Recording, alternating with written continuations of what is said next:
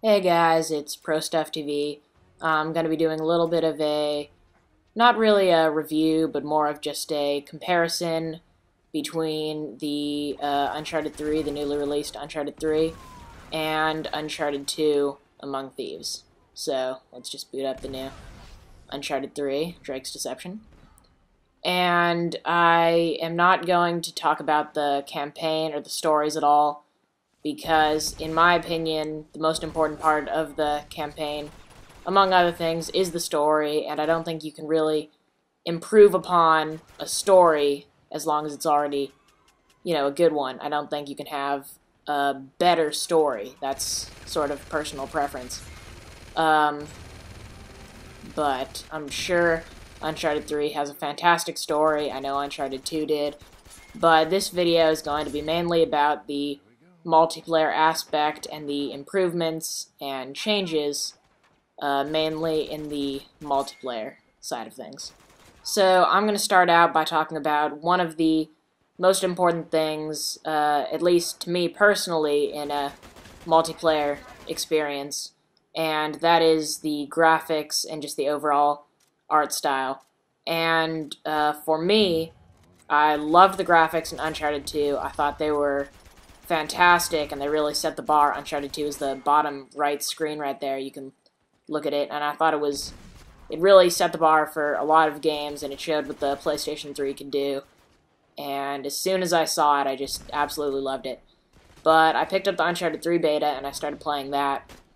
And it might be hard to see because this is obviously a recording, but the graphics in Uncharted 3, in my opinion, were better.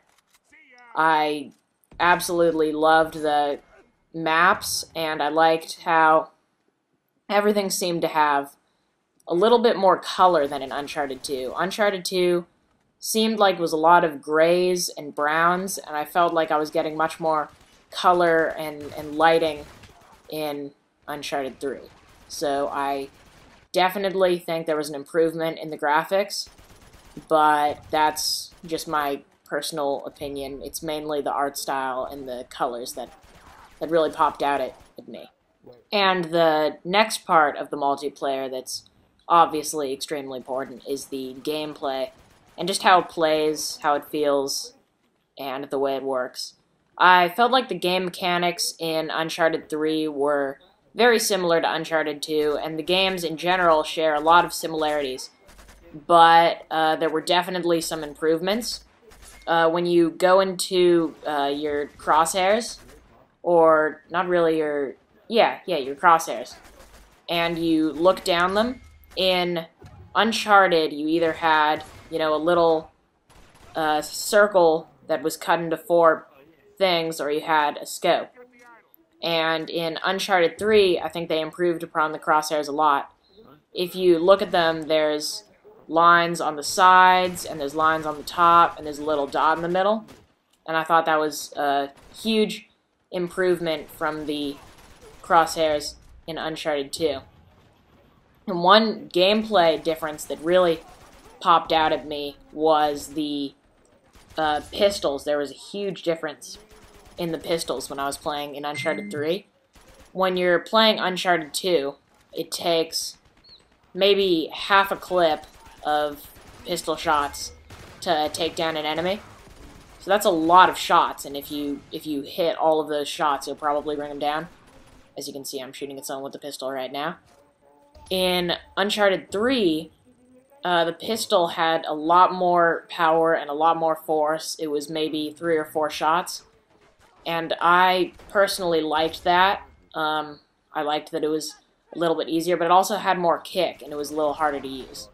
I also liked the layout in Uncharted 3, just the whole kind of scoring system. If you look in the upper left right now, you can see the 3 to 13, you've got the scores, and then in the middle it says that the goal is 15, so the first team to 15 wins.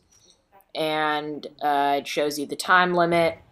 You have all that information in Uncharted 2 as well, in the bottom right. And it's all there. They're pretty much the same thing. They show you, everything exactly the same. There's not much of a difference. but it works, and, you know, why fix something if it's not broken? So I like the way that they did that.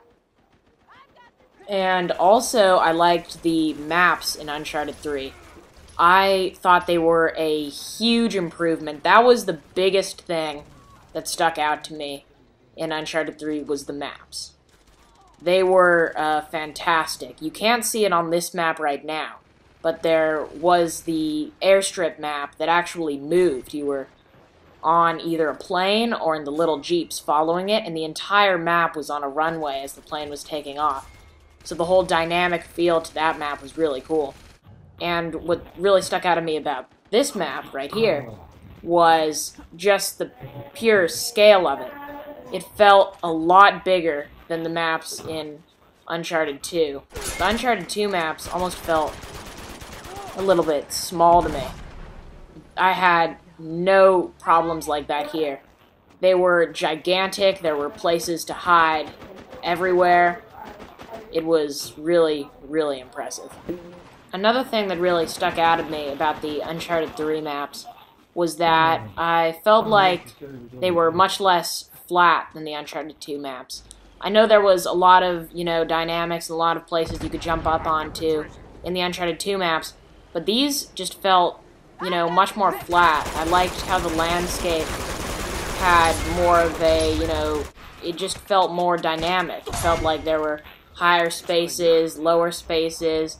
You know, if you got to a certain point, you would definitely have an advantage. Like right there, I was sort of up on a perch machine gunning people, and, you know, now I can jump down and do all that.